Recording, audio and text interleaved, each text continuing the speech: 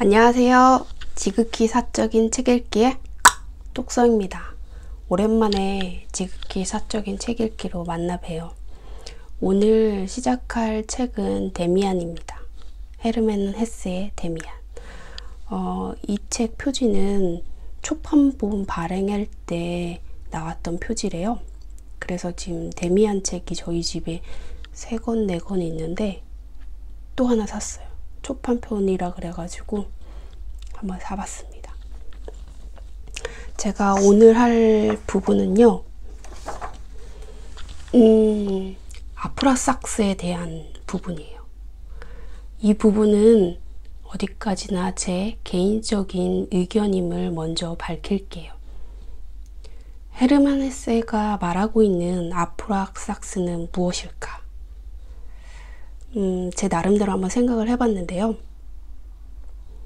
우선은 헤르만 헤세는 아버지와 할아버지가 인도에서 선교 활동을 해서 어렸을 때부터 힌두교와 불교를 쉽게 접할 수 있었어요.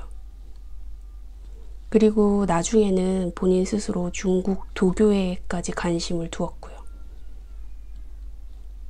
어린 시절부터 인도 철학을 쉽게 받아들였던 헤르만 헤세는 거기에 굉장히 감명을 받은 것 같아요. 그래서 1911년에 인도 여행을 갔다가 그 기록을 인도에서 인도 여행의 기록이라는 책을 출간을 합니다. 우리가 알고 있는 헤르만 헤세의 데미안, 그 다음에 시다르타는 바로 그 인도 여행 이후에 나온 책들이에요. 어렸을 때부터 인도 철학에 대해서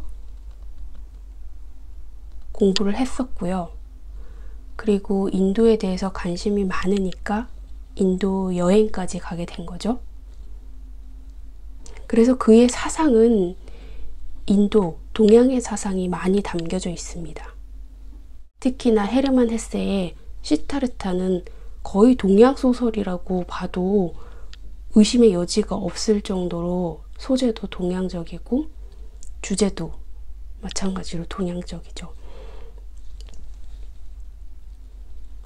이 데미안은 헤르만 헤세가 42살, 42세에 썼어요.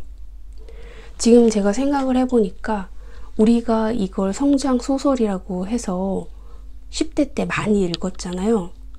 그런데 돌아보면 헤르만 헤세는 42살에 이 책을 썼거든요. 성장 소설이 아니라 10대가 자기가 느꼈던 그 마음을 담은 책이 아니라 내가 20년이 지나서 뒤돌아보니 나의 어린 시절은 이랬구나 라고 다시 돌아보는 회고록 같은 거라고 볼 수 있을 것 같아요. 그래서 어렸을 때 그 감정보다는 40살이 넘어서 나를 뒤돌아봤을 때 아, 내가 이런 감정과 이런 성장을 했었구나 라고 40살이 넘은 나가 느꼈던 거를 쓴 소설이라고 생각을 합니다. 그랬기 때문에 오히려 지금 30대 후반, 40대 이 나이대가 되어서 읽으면 더 깊게 와 닿을 거라고 생각이 됩니다. 40살이 넘어서도 진정 나는 누구인가? 이 질문은 우리가 죽을 때까지 해야 할 질문이라고 생각해요. 나는 누구인가는 궁극적인 질문입니다. 절대 놓쳐서는 안 되는 질문이고 죽을 때까지 우리가 이 질문을 끝까지 해야 되는 궁극의 질문입니다. 그렇기 때문에 이 책을 선정을 하게 되었고요. 다시 이제 돌아가서 그러면 제 생각에는 이 아프라삭스를 설명하기 위해선 헤세의 사상을 한번 들여다볼 필요가 있을 것 같아요. 헤세는 인도 철학에 영향을 많이 받았다고 했잖아요. 인도 3대 경전 중에 하나인 바가바드 기타에서는 우주의 상태를 이렇게 설명하고 있습니다. 첫째, 우주는 선과 악이 없다. 둘째, 옳고 그름이 없다. 셋째, 좋고 나쁨이 없다. 네, 지금 현재 영적 지도자들이 말하고 있는 우주의 상태와 동일하죠. 그리고 모든 것이 변했다에 아니타가 체험한 우주와 동일합니다. 인도는 영적으로 깨어난 사람이 굉장히 많아요. 그 이유를 보면 히말라야가 있기 때문이라고 하는데요. 히말라야는 우리 지구에서 가장 높은 산이죠. 그 산에는 남다른 전기가 흐르고 그곳에서 이제 수양한 사람들이 많이 깨어나기 시작을 했다고 합니다. 결국엔 그 주변에 있는 사람들이 그 사람으로 인해서 또다시 깨어나고 이런 과정이 반복이 되면서 인도에는 이런 참나, 깨어남에 대한 철학이 굉장히 많이 발달을 했습니다. 그리고 나중엔 중국 도교에까지 관심을 뒀다고 했잖아요. 중국 도교의 기본 근간은 바로 무위자연설입니다. 무위자연은 없을 무, 할 위, 스스로 자, 글을 연, 이 네 개의 한자로 구성이 되어 있는데요. 그 한자를 풀이해 보면 아무것도 하지 않고 스스로 그러한 상태입니다. 여기에서 아무것도 하지 않는다라는 말은 인위적인 것이 없다라는 뜻입니다. 이때 인위적이라는 건 우리 인간의 어떤 행위가 아니라요. 에고의 마음인 것 같아요. 제 생각엔. 욕심, 집착, 바라는 마음, 애써서 하는 마음, 억지로 하는 마음, 그런 상태가 아니라 그런 상태가 없는 상태, 저절로 있는 그대로의 상태, 그게 바로 무위자연입니다. 즉 여기에서는 무엇을 하려고 하는 에고의 마음이 없는 상태에서 참나가 그대로 발현되는 상태를 무위자연이라고 한 것 같아요. 참나는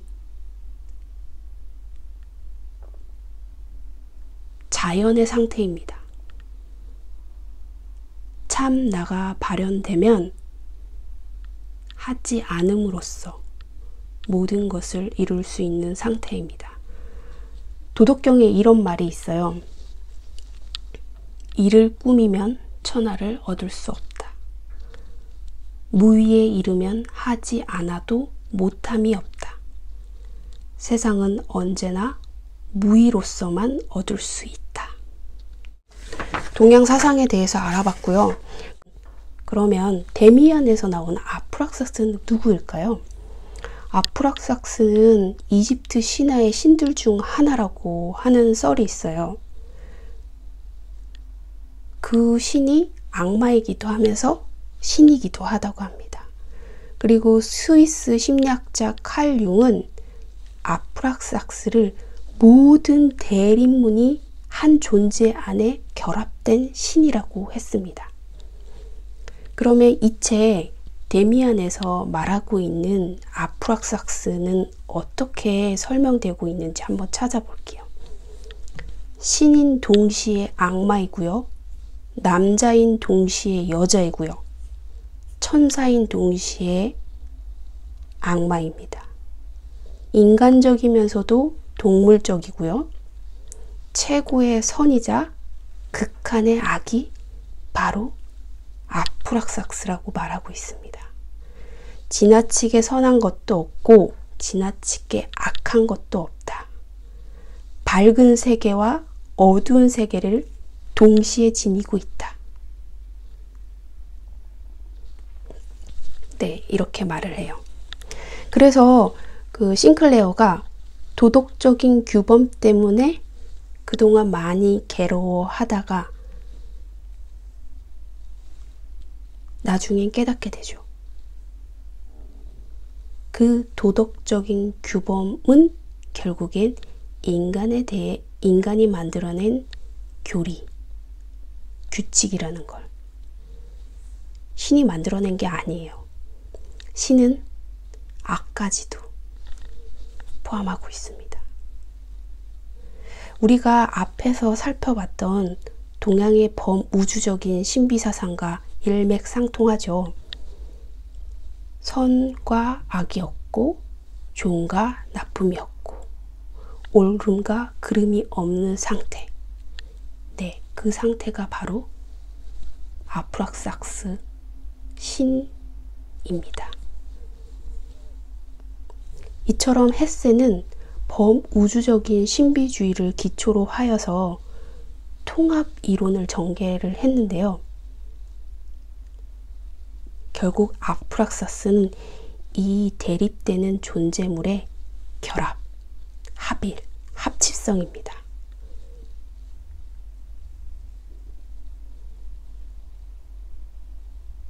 모든 인간은 이런 합일된, 결합된 하나의 존재입니다. 양면성이 다 있는 거죠. 그런데 이런 합일성을 어떻게 하면 얻을 수 있을까요? 즉, 아프락삭스에 어떻게 하면 도달할 수 있을까요?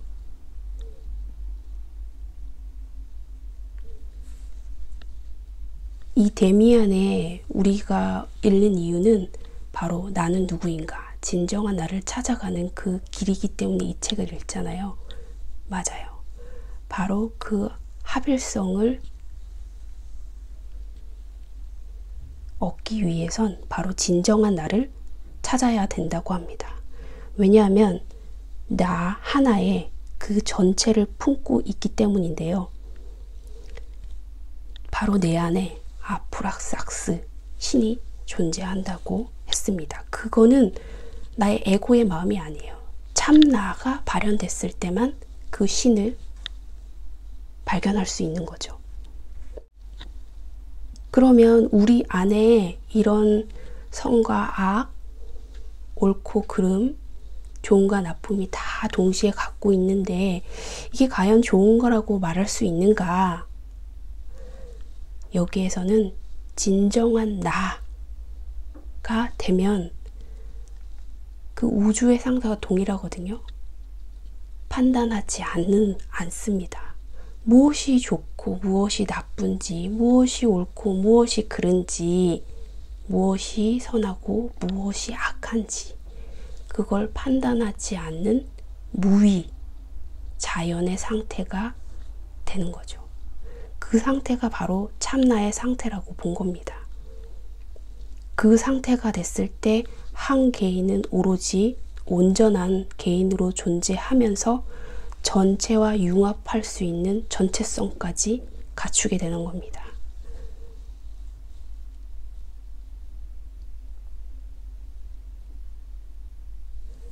이렇게 참나의 상태가 됐을 때 우리는 모든 개인은 하나로 어루어져서 완성될 수 있는 단계에 이르게 되는 거죠.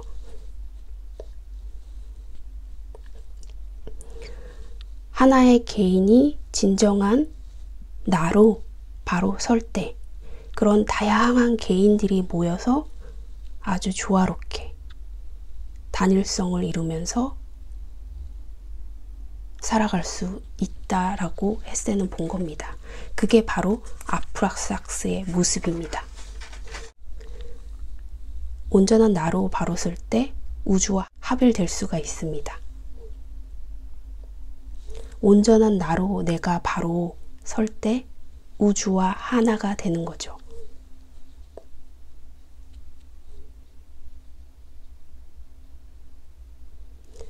내가 해야 할 것은 바로 이 자리에서 깨어나서 알을 깨고 나온다고 하잖아요.